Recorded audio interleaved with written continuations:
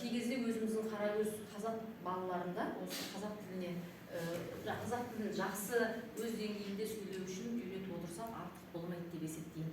Енді мұғалім өзі де ертегі жазса болады. Мысалға көктем сәні деген ертегі бар. Сол ертегінің желісімен мен өзім бастауыш сынып оқушыларына алтын күз деген ертегіні жазып айтып, соны жаңағы бір оқушыны сол ертегі бойынша дайындадым.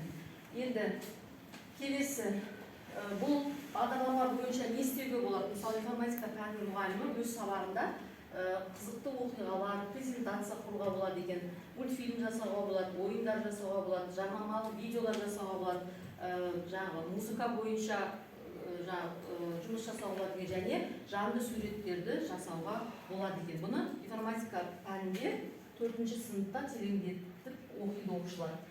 Енді міне сол мұғалімдер бізде жаңағы Айгүл апайымыз, Рысбек ағайымыз, осы кісілер цифрлық сауаттылықтан сабақ береді және осы кісілермен тығыз байланыста жұмыс жасап жатырмыз.